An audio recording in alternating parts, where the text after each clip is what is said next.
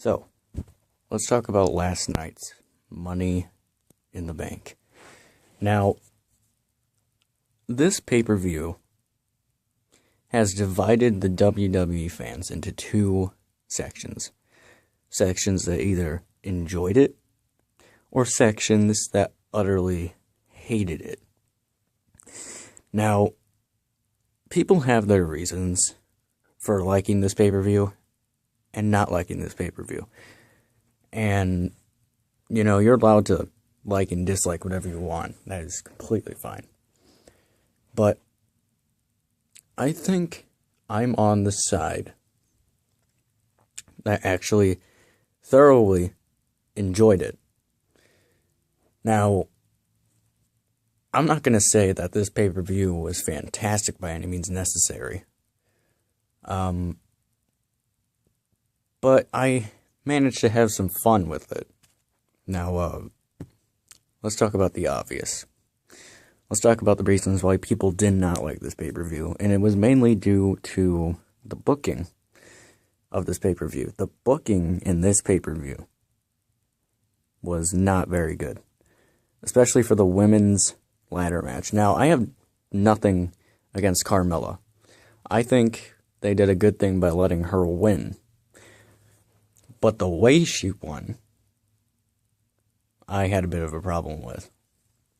So what happened was that it was just James Ellsworth and Carmella in the ring with a ladder.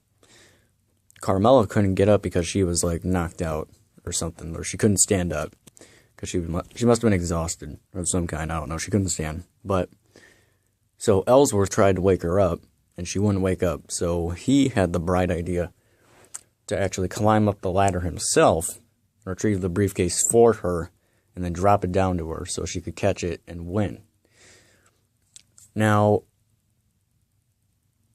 I wasn't a huge fan of the way that this match ended, because one, my two picks for this match were either Becky Lynch or Carmella. Now, again, like I said, I'm perfectly fine with Carmella winning this match. I am absolutely fine with it, but they could have done so many things differently to have her win that match. If they were going to have Ellsworth be introduced into that match, they could have done a thing where, kind of like what Maurice did back in 2010, where instead he climbs up the ladder and Becky Lynch or Charlotte knocks him off the ladder.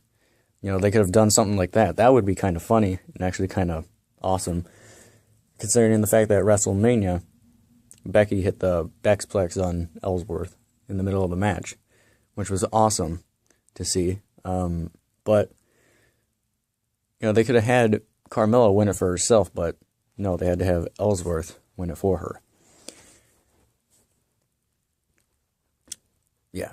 So, again, about the booking. It seems like ever since WrestleMania, WWE has had a problem with their booking, especially when it comes to pay-per-views. Let's see here. We've had 3 pay-per-views since WrestleMania. We've had Backlash, Extreme Rules, and now Money in the Bank.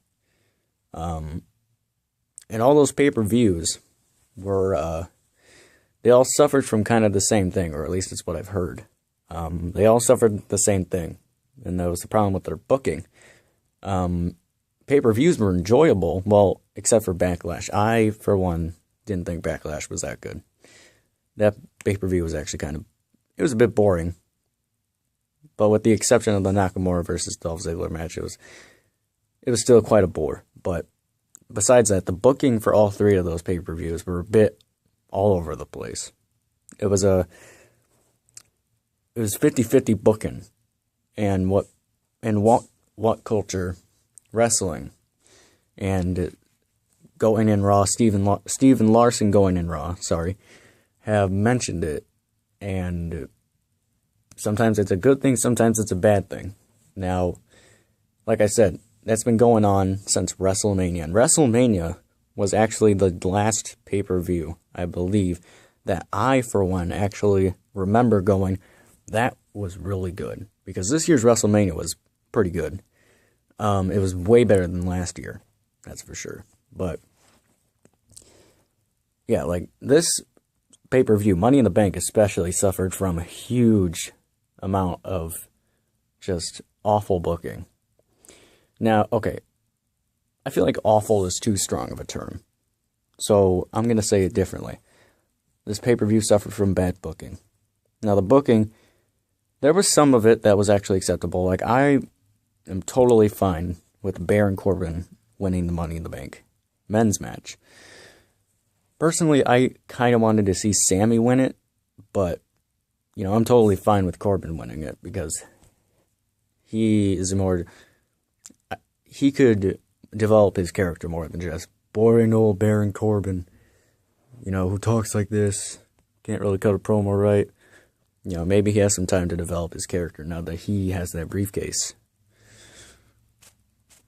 But yeah, in like my personal opinion, I think that the Usos versus the New Day in the men's ladder match were easily the two best matches of the entire night. Especially the tag team match, because that match was amazing. Naomi versus Lana, on the other hand, well, that's a different story. It was I would say it was an okay match, with the exception of Carmella coming out and teasing the fact that she might cash in. But Lana, I think, still needs some work. People are comparing her to Eva Marie. For those of you who don't know, Eva Marie is a horrible women's wrestler. She can't really wrestle that well.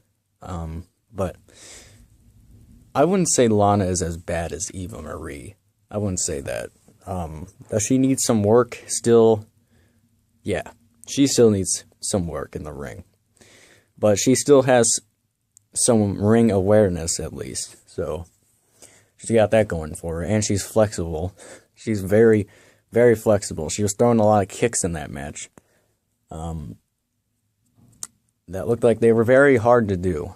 But she was very slow in the ring, and I saw the fact that she missed a couple times.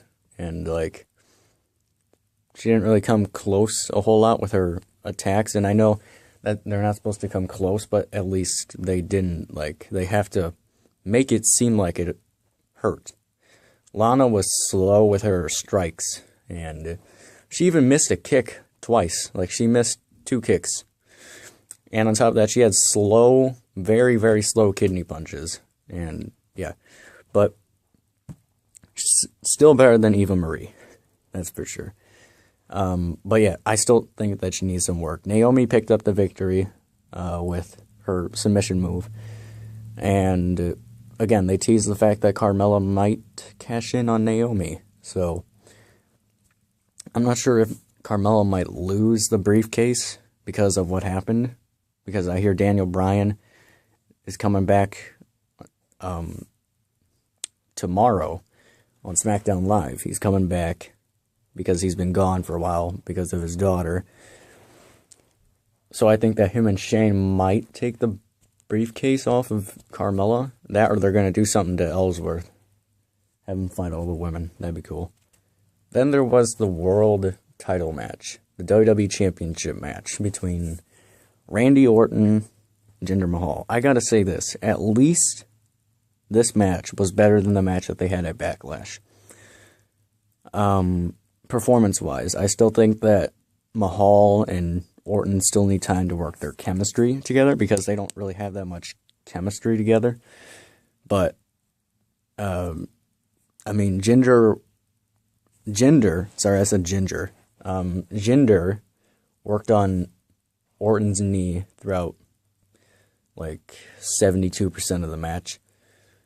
Orton got some good licks in there every once in a while, and he destroyed the brothers. I forgot what they were called. But yeah, he destroyed them again, and he gave one of them a nasty RKO through the announcer's table, and yeah, I will accept this match. That was my dog in the background.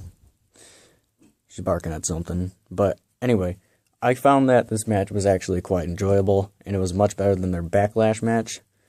But Jinder came out the victor, as I was... that actually rhymes. Jinder the victor. Get that trending.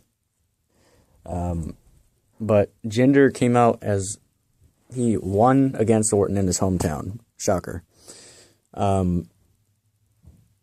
But yeah, I kind of had a feeling that was going to happen in the first place.